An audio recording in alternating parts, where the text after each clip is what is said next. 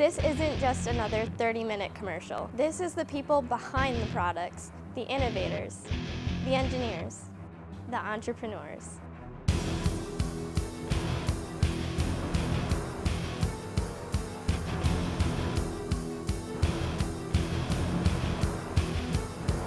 Your ability to smell is gone. Wow.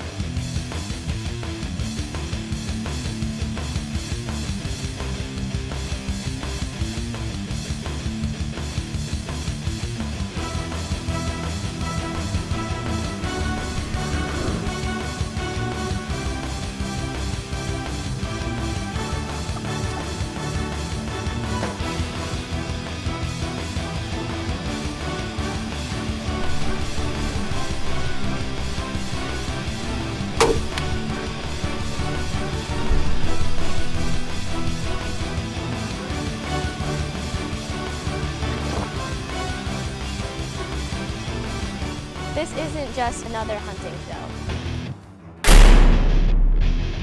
This is Deer Tech TV.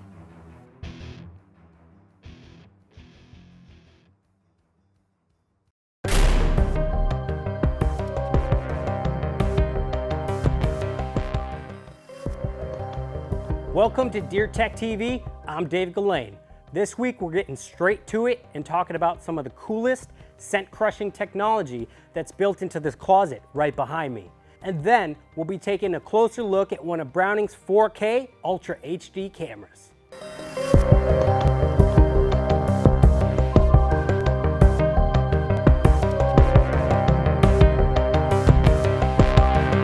Hi, I'm Brad Rux from Deer Tech TV. Let's face it, as a whitetail hunter, you need to beat his senses, right? First off, he has the sight. What can you do to minimize your movement? Takes away all sight, because really what the whitetail is looking for is other things moving in the woods that seem out of place. The next one, hearing. Again, I can eliminate most of the sound that I make by moving very slowly or not at all. So I totally eliminate that.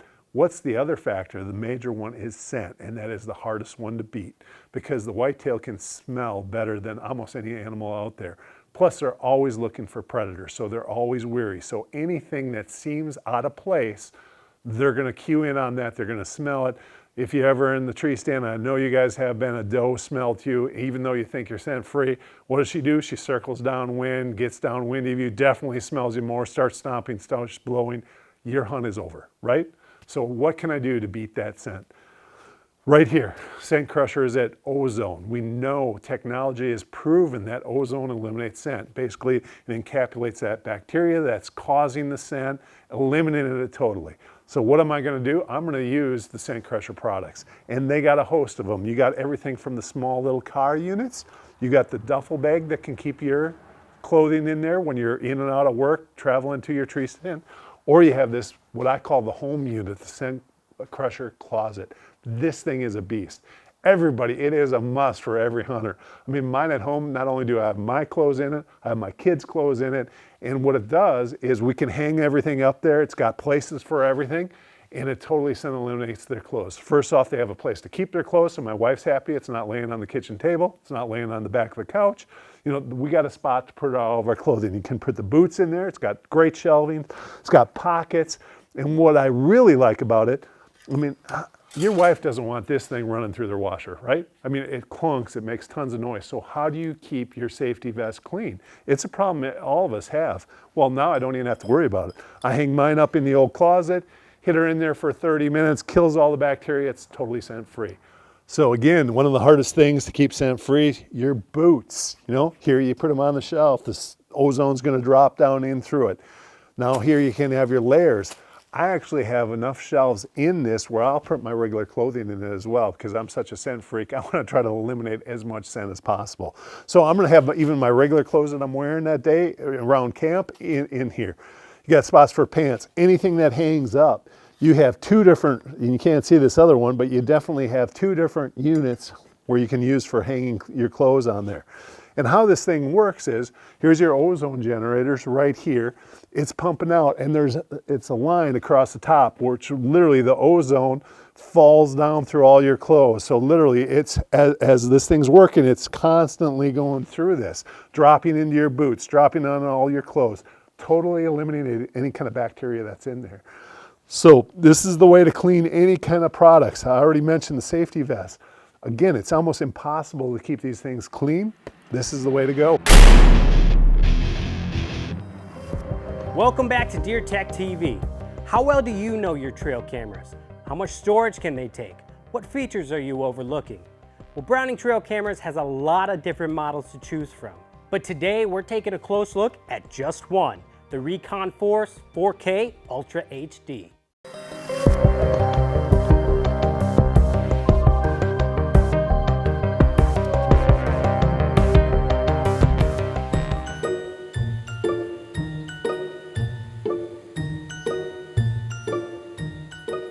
Now, it may not look like spring here with all the snow on the ground, but that's not stopping the deer from coming out, so it can't stop me either. Let's take a look at one of the new tools I have to help me scout.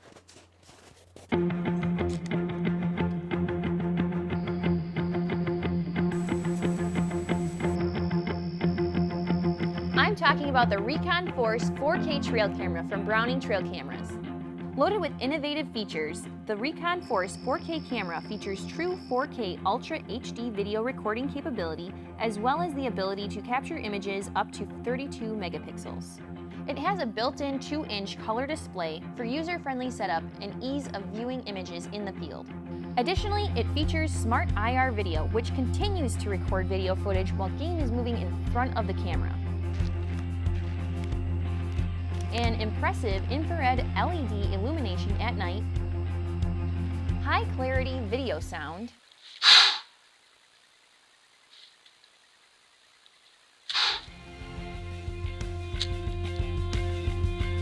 and it supports up to 512 gigabyte memory cards. That's a lot of content.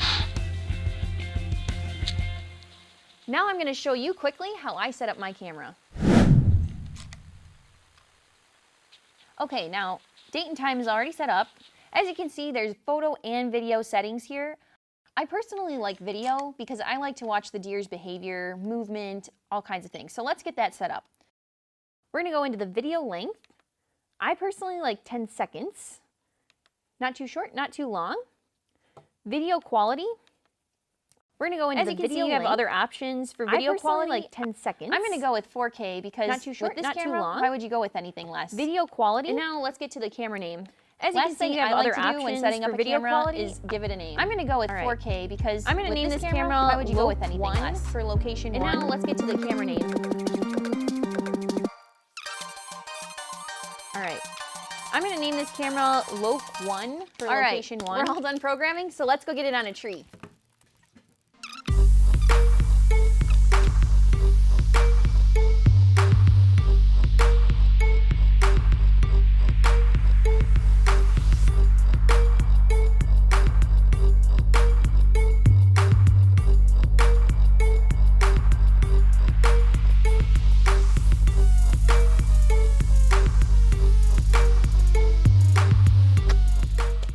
All right, you guys probably think I'm a little bit nuts putting this camera up this high, but there's a ridge back here, and to be able to see the deer, we need it a little higher. Now the last step, let's get the scent off.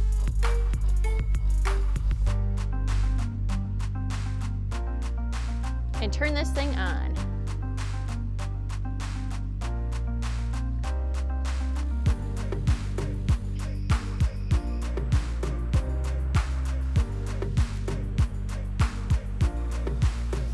And that's the Recon Force 4K Ultra HD camera by Browning Trail Cameras. Cameras are showing deer here all day long, so this might be a long set. Let's see what happens.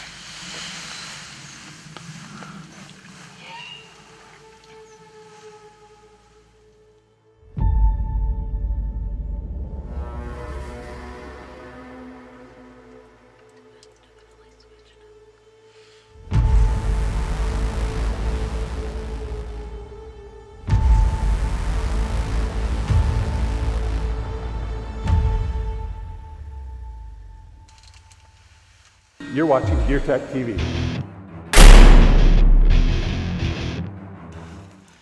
Pretty deer. He was one of our hit list bucks this year, and it all worked out this morning. So now hopefully we can get Michelle on one tonight, and we'll see. I know I gotta try to get this deer out of here. And Last week we watched Art Helen take down a buck named Forks. This week it's the wife's turn. That's right, Michelle Helen is bow hunting Kansas, and let's just say, I don't want to spoil it. It's a good one. Let's take a look. Down in Kansas, it's our first morning sitting in a ground blind in this location that we picked years ago when we first came down here. There's a tree stand not far, but we're sitting in a ground blind. Since Art's still recovering a little bit from his fall, we didn't want to try to be climbing ladders just yet. The winds are perfect for this spot, coming straight out of the north, so blowing right at us, kind of down this pipe here that we often have the deer come from. We already did have a doe this morning right at first light out here to the east in the tall grass, and cameras are showing deer here all day long, so this might be a long set. Let's see what happens.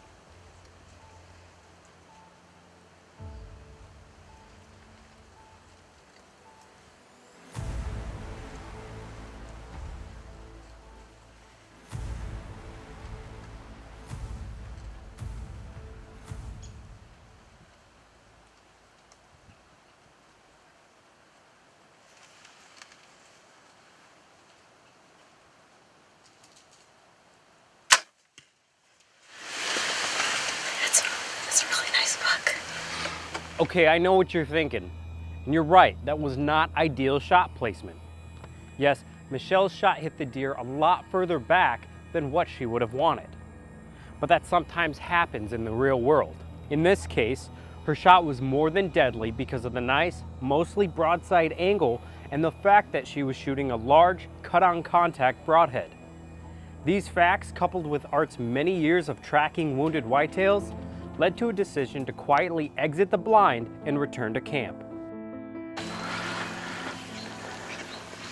Well, we're back out here this morning after a pretty sleepless night, I guess I would say. We decided to back out last night. The shot was a little bit farther back. I knew right away it was a little farther back than what I would have wanted. So we decided to play it safe and back out and not risk pushing him. You're watching DeerTech TV. This segment of DeerTech TV is brought to you by Skull Hooker.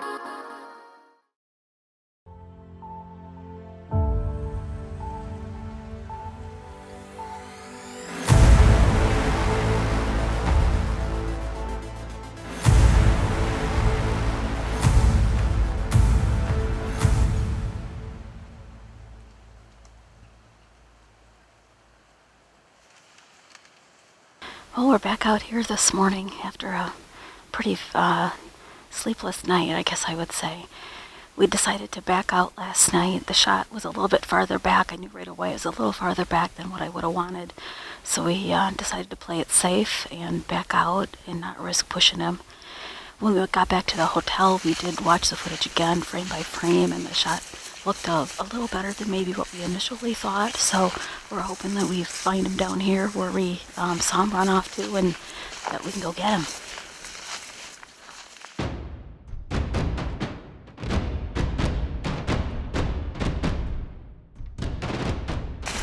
So we thought we heard him down in this area last night before we left, but we couldn't see with the dip down in here. So we gave it an hour and then we backed out straight away to the north. So we went spook him and went out the long way. So we're just gonna follow this trail, looking as we go. And put these down here in this thick stuff.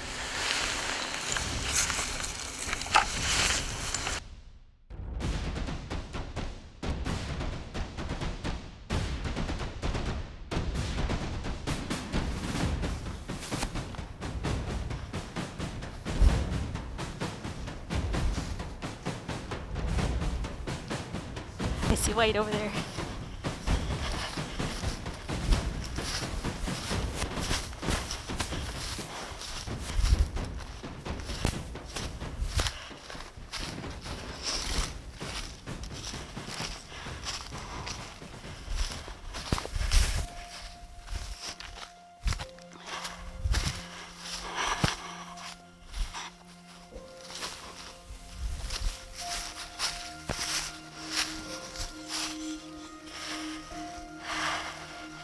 It's a little stuff from being here when I'm trying to get this up so you can see.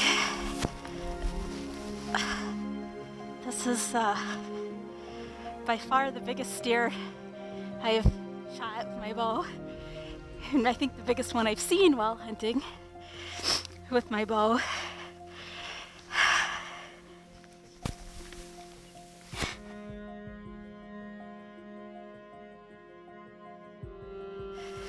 Beautiful, beautiful deer.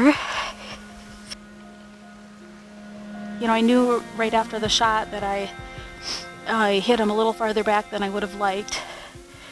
And we made the decision to back out and not risk bumping him last night. Sometimes you can bump him and you can back out and come back in and get him, but with not getting a complete pass through because of my draw length and weight, and the terrain out here with this grass, I knew that there wouldn't be a blood trail or much of a blood trail to track. So we backed out and decided to come in here tonight, or this morning rather, and I don't think he went far. Maybe we could have come in last night after a couple hours and been fine, but we decided to play it safe. So I am kind of almost speechless about this deer. I wish I could pick him up and kind of show him off better for you. What do you think, honey? Congrats, man. That is a toad. I am sure happy with him.